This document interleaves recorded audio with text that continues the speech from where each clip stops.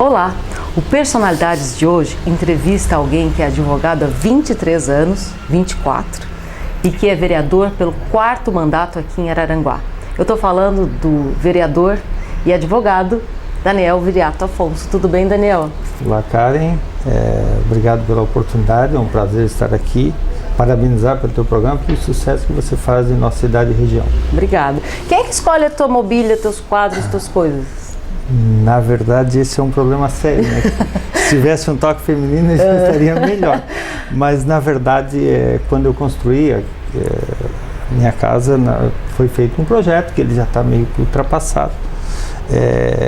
Foi um projetista, um arquiteto que fez na ocasião. Mas a questão de não ter o toque feminino na casa é porque tu não quer. Porque imagino que deve ter muitas candidatas aí que gostariam de tomar conta da tua casa e do teu coração, né, Daniel?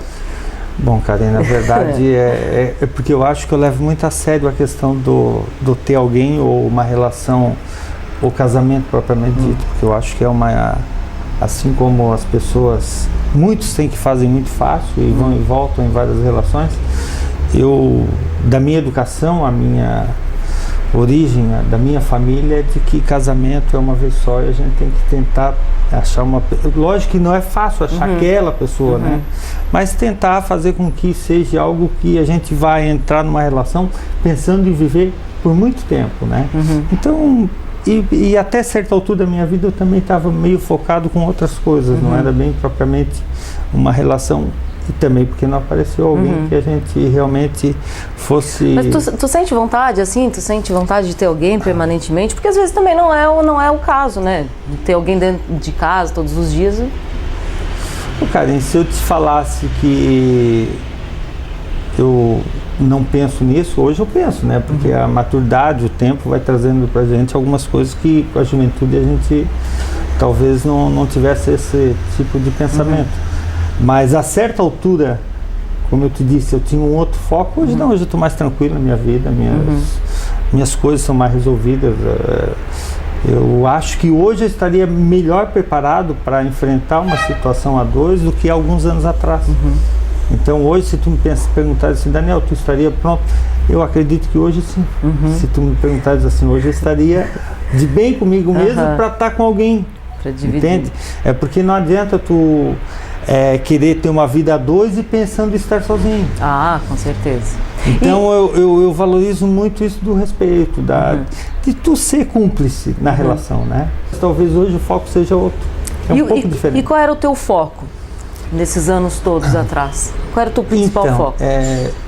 Eu sempre, a minha origem é humilde, né? Para quem me conhece sabe que eu nasci, me criei na Barranca, né? Somos uma família de 7 irmãos, né? Mas o pai e a mãe éramos uma família em 9. Eu sou o 6º da família, o 6º filho.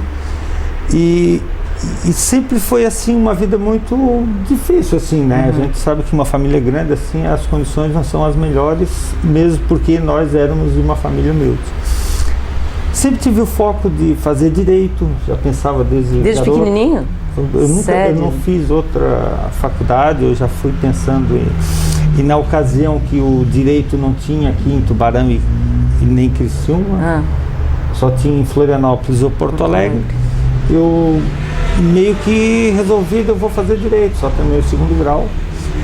O que eu fiz? Eu fui a Porto Alegre e experimentei 30 dias, se eu conseguisse um trabalho, se eu arrumar um trabalho, eu vou ficar em Porto Alegre e vou tentar fazer direito. Chegando lá, currículo por tudo quanto é lugar, tudo quanto é banco, e em menos de um mês eu estava trabalhando no antigo Bamerindos, que hoje é o HSBC. Então comecei a trabalhar no Bamerindos. Mas isso tu era super jovem, então? 16 para 17 anos. E tu foi sozinho, assim, solito? Fui só, lógico. O pai tinha autoescola aqui em Araranguá e eu fui, vou tentar, se der certo, né? Vamos ver. Mas na época os bancos tinham muito funcionário, não sei se lembras disso, mas tudo quanto é banco tinha muito funcionário. Eu fui trabalhar numa agência que tinha 170 funcionários. Nossa! Na época da inflação era normal os bancos ter muita gente mesmo, muito papel, muita burocracia, uma coisa muito louca mesmo. Então eu trabalhava num banco, comecei lá de auxiliar lá, que seria tipo office boy lá no banco. Trabalhei esse tempo no Parmenides, depois fiz o vestibular, comecei a fazer direito. Fui trabalhar no BRDE também, que é um outro banco, daí já mais focado na minha área, que é a área do direito. Permaneci no BRDE mesmo depois de formado, trabalhei no BRDE até 1 ano ou 2 anos antes de vir para Aranguá, daí depois de formado vim a Aranguá, montei meu escritório. Sempre tive um quesinho pela política, daí cheguei aqui em Araranguá por volta de 93, por aí. Quando tu veio para Araranguá, tu já tinha esse viés político, assim, tu já se interessava, já achava... Eu sempre pensei em fazer direito justamente por causa da política, né? Quem te influenciou essas duas áreas? Tu sabes que nós não tínhamos ninguém político na família e tampouco advogados, né? Então foi meio que desbravar algumas situações. Na minha família eu fui o primeiro a ter um curso superior, né? Mesmo sendo um dos mais jovens, né? O penúltimo. Mas fui o primeiro a ter um curso superior, montei o escritório, depois ingressei na vida política, meio que contrariado, sei que pai e mãe ficavam aquela coisa de política, sabe? Mas eu sempre achei assim que, como a gente é um ser político, né? Nós somos políticos por natureza. E exercer política é talvez até um ato de cidadania, tu querer que a tua cidade vá bem, tu querer as coisas melhores para a tua terra. Então, meio que ingressei na política. Pena que meu pai e minha mãe não me viram vereador, né? Eles faleceram antes disso. E daí vem a história, vereador, secretário de administração, hoje Câmara de novo. Mas de qualquer maneira é assim, é uma caminhada que eu não imaginava a que ponto que eu chegaria, como cheguei até hoje. Não imaginava? É que é assim... Mas desejava? Claro, tu faz os teus planos, e às vezes o que tu planeja a certa altura tu já muda eles e vai para outros caminhos, e talvez a vida te aplica peças e que tu imaginas fazendo algo daqui a 10 anos que quando chegou naquele exato momento você puxa, não fazia mais sentido. Exatamente, deixou de ter importância. Teve alguma coisa nesses últimos anos que tu tinha desejado, tu tinhas pensado e quando chegou perto, isso não tem mais, não me emociona mais, assim? Tu desviou de alguma coisa que tu já tinha sonhado e que não fazia mais sentido? Olha, eu talvez assim, hoje que eu penso assim, né, que o direito hoje eu estou meio mais afastado, que é algo que eu até nem imaginava que eu pudesse não estar advogando. Hoje eu estou mais distante do direito, até eu acho que não vou dizer que um dia não vou voltar a carga assim com toda a força, né? Mas hoje o direito, isso eu não me imaginava há 5, 10 anos atrás que eu não estaria no escritório o dia a dia ali fazendo o meu trabalho como advogado. Hoje tem outras atividades, outras coisas que eu estou fazendo, mas fora isso, ao lado profissional, politicamente, aquilo que eu imaginei, que eu almejei, até o momento eu acho que foi plenamente atingido, né? Tem algumas outras coisas que a gente pode conseguir, mas isso também não... o futuro ainda vai nos reservar essas surpresas, né? Então, mas até o momento está bem bacana. O teu nome era um dos nomes cotados e muito fortes dentro do Partido Progressista para ser candidato a prefeito ano passado. É uma vontade tua? Tu tens uma vontade pessoal? Eu nunca neguei para ninguém, nunca deixei isso eu sempre deixei bem claro que eu aspirava a candidatura, inclusive na última eleição, mas obviamente que tu tem todo um processo, o processo político ele é melindroso, não pode impor nada, isso tem que ser naturalmente, e dentro do processo que ocorreu naquele momento, eu senti que não era o momento para mim, né? Eu acho que se tiver que acontecer, vai ter que ser do jeito que seja bom, não só para mim, mas que o partido, as pessoas que estejam em volta também queiram que isso aconteça. Porque se tu realmente forçares alguma situação, talvez tu te decepcione, tu venha a ficar triste com o meio político, com a política, com as pessoas. Então eu acho que isso tem que ser meio que natural, até mesmo porque o meu perfil, eu gosto de fazer as coisas quando tiver segurança no que eu estou fazendo. A gente, acompanhando assim toda a tua trajetória política, e a gente percebe que tem um longo futuro, embora tu esteja no 4º mandato de vereador, e eu acho que embora tu também não tenha atuado como vereador no último mandato, nos últimos 2, né? 8 anos.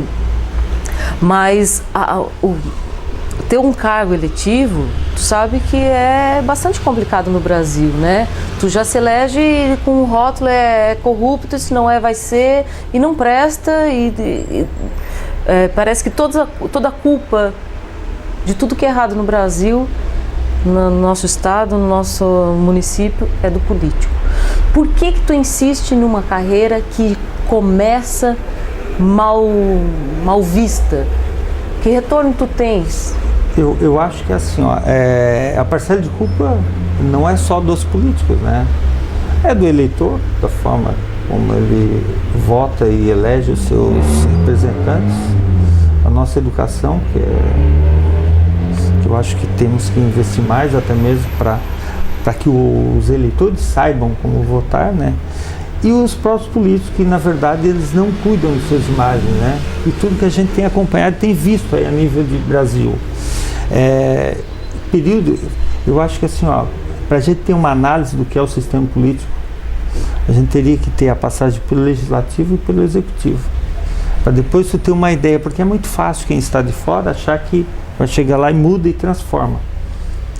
E às vezes quando entram ou quando vão fazer a parte executiva, percebem que as coisas não são tão fáceis como aparentemente é passado pela mídia para a população. Eu fiquei 8 anos na Secretaria de Administração. Hoje entendo as dificuldades que a atual administração está passando, entendo. Também, obviamente, não concordo com algumas posições, porque eu acho que tu tem que corresponder àquilo que foi te colocado. Por exemplo, dá um exemplo de algo se tu pudesse influenciar diretamente na administração, tu influenciaria? É que assim, tu tens que definir prioridades. Como é que vai ser a tua administração? Qual é o teu foco na tua administração? Por isso, quando nós assumimos, para mim estava bem claro o que nós queríamos, tanto na primeira quanto na segunda administração que nós fizemos. O que eu defino como prioridades? É tu dizer, o meu governo vai ser marcado por isso. E deixar bem claro para a população o que tu vai fazer. Nós, na primeira administração, nós trabalhamos com o foco de geração de emprego e renda em Araranguá. Com atração de novos investimentos. Vamos atrás de montar um parque industrial, de atrair novas empresas, com profissionalização de mão de obra. Qualificar mão de obra. Então, e dentro daquilo que nós nos propomos, nós fomos muito felizes. Felizes pelo momento, pelo que nós queríamos fazer, porque veio a Universidade Federal, veio o Instituto Federal, tivemos a felicidade de ter convênios para curso de qualificação, os FICs, que é uma parceria Prefeitura e Instituto Federal, que formou, até quando nós saímos, aproximadamente 1.000 profissionais para a área de confecção. O Parque Industrial, as empresas que vieram se instalar em Araranguá, que Araranguá passou a ser não só na área da indústria do comércio, uma das maiores do Vale em termos de arrecadação, mas também na própria agricultura conseguimos pela primeira vez passar o turvo. Com o quê? Com investimento maciço na agroindústria. Foram mais de 120 aviários que foram instalados em Araranguá. Isso mudou a economia na agroindústria também, que antes nós quase que praticamente não existíamos, passamos a ser o primeiro no Vale também, com o retorno de ICMS na agroindústria. Então, a prefeitura focou naquilo, destinou recursos para aquilo, dava assistência e auxílio para todo agricultor que quisesse botar um aviário. Nós íamos lá, máquinas e equipamentos e toda a infraestrutura. Isso mudou o cenário de Araranguá também na agricultura. Já éramos fortes na indústria e no comércio, fortes em termos de vale, né? Não podemos se comparar com o estado. Mas hoje Araranguá já tem uma realidade bem diferente. Quando nós assumimos, lembro que era em torno de 22 milhões o nosso orçamento, nós largamos com 110 milhões de orçamento. Então quer dizer que foi um pulo considerável, se for botar ano a ano, isso dá um percentual fantástico de crescimento da nossa cidade. Então, e o que tu acha que falta nessa administração? Então, naquele primeiro lá foi trabalhar exatamente essas áreas, né, de geração de emprego e renda, qualificação. No segundo mandato, foi trabalhar a infraestrutura do município mesmo. Nós focamos em infraestrutura. Se tu perceberes, nunca na história de Aranguá foram feitas tantas obras de pavimentação e infraestrutura. Seja saneamento, né? Seja as obras, a interiorização de pavimentação, seja no distrito, operária, né? Os próprios bairros da cidade, não teve local que não tenha alguma obra de infraestrutura. Isso abriu a cidade, transformou a cidade, seja 15 de novembro, 7 de setembro, a própria Coronel, que a gente gostaria de ter feito, pena que o tempo, a gente sabe que tem muitas demandas e os recursos não são do mesmo jeito que a gente gostaria, mas foram isso, a gente fez muita obra de infraestrutura. Essa administração municipal hoje, que eu disse até, teve uma discussão semana passada, é justamente com relação a isso. Eu disse que, olha, chega uma altura que a população não quer saber se vem do município, do estado ou da União. Ela quer a obra, ela quer a realização. Então, quando se fala assim, porque não é culpa nossa, é culpa do outro, aquilo já está para trás. Tu tem que saber que tu foi eleito para administrar uma cidade e com seus problemas. Quando tu disputou uma eleição, tu sabes que tu vai pegar aqueles problemas. Então aquilo já está para trás, o teu foco agora é para frente. Como é que tu vai dar a solução? Então tu focar a prioridade e dizer assim, não, nós vamos, por exemplo, tem 2 creches no município que é com convênio do governo do estado.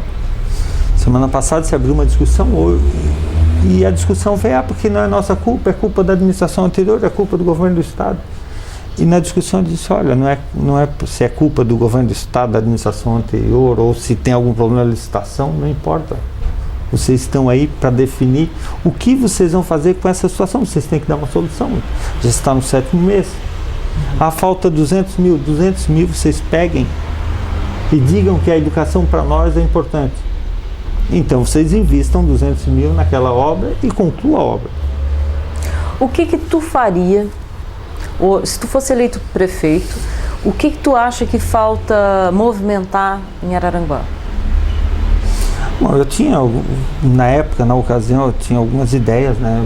Basicamente, eu gostaria de ter levado adiante o projeto da Capitão Pedro Fernandes, que é a abertura dela, passando pela banhada da 15, saindo Alto Feliz, levando até o Luca, né? Abrindo toda a Capitão Pedro Fernandes. Daniel, mas isso é um projeto, querendo se faz. A expansão do Parque Industrial, acho que é inevitável, tem que se fazer o Parque Industrial. A locação da Favela do Luca, é obrigado a fazer a locação da Favela do Luca, até mesmo para que aquelas pessoas que tenham lá, e para que o poder público efetivamente possa intervir naquele local. Porque onde o poder público não está, a malandragem, a bandidagem vai estar presente. Então acho que o poder público tem que ir lá e tomar conta, urbanizar, abrir uma bela avenida ali. Nós fizemos do lado de cá, tínhamos o projeto e já com recurso aprovado para fazer a locação da Favela do Luca. Então, fazer toda a urbanização do campo da aviação, instalação da prefeitura lá, tínhamos o projeto, e continuar investindo em geração de emprego e renda, porque apesar de que a situação de Aranguá melhorou muito, mas ainda estamos longe de estarmos bem comparativamente com outras cidades do estado. O norte do estado está muito na frente do norte do sul. Agora, o Daniel, como cidadão, assim, o que tu mais curte em Araranguá? Olha, primeiro, eu não posso dizer que as pessoas não me fascinam, né? Eu sou obrigado, que eu já te falei que eu gosto de conversar, de estar com as pessoas. Mas fora isso tudo é a localização geográfica de Aranguá, né? Nós temos serra aqui a um pouco mais de 30 quilômetros, nós temos o litoral aqui, nosso Morro dos Conventos, nós estamos em Florianópolis. Tu curte assim Araranguá? Tu vai à praia? Eu gosto muito, não sei se tu, mas acho muito bacana o Morro Agudo, Ilhas, eu acho muito bacana aquela região. Ainda é minha ideia ainda de ter alguma coisa por aquele lado lá. Eu quero ter alguma coisa lá, para mim, de vez em quando, ir para aquela região. O que tu faz para se divertir? Tem os amigos, mas basicamente o futebol. Tu joga? Jogo futebol. Tu joga? O tênis, né? Eu gosto muito do tênis. Isso, tu joga tênis, faz tempo que tu joga tênis, né? Sempre joguei tênis. Obviamente que o período que eu estava junto à prefeitura, a gente fica mais distante de certas atividades em razão do tempo, né? Os compromissos são muito maiores e a gente tem que se dedicar com todas as forças para que as coisas aconteçam. Agora, nesse novo período, tenho, inclusive, concluímos agora uma obra na Barranca, um local para práticas esportivas. A gente está tentando fazer um projeto social voltado às crianças, jovens, crianças até uns 14, 15 anos, assim, tentar fazer com que elas se empenhem em atividades saudáveis, né? Porque, queira ou não queira, a epidemia do crack não é algo que é de Araranguá ou é do Brasil todo. Então, na Barranca tem esse problema sério também. E eu acho que é uma maneira de eu estar contribuindo para que esse quadro possa ser amenizado. Tu sempre gostou de esporte, não? De praticar esporte? Sempre gostei. Eu curto esporte, gosto de tudo. Não tem um tipo de atividade para mim. Se tu pudesse conhecer um atleta de qualquer área, quem tu gostaria de conhecer, assim? Alguém que eu sempre curti muito o Ayrton Senna, né? Assim, lógico que não vai ser possível. Tomara que não. Mas, não assim, o próprio perfil, a dedicação, o empenho, o foco que ele tinha, né? A forma como ele se comportava, né? Sempre achei... Porque o atleta, ele não é só o que ele faz dentro das quatro linhas, ou no campo, ou na quadra. É também a ideia, a mensagem que ele passa fora também, né? Não adianta tu ser uma pessoa admirável dentro do que tu faz e a tua vida ser um péssimo exemplo.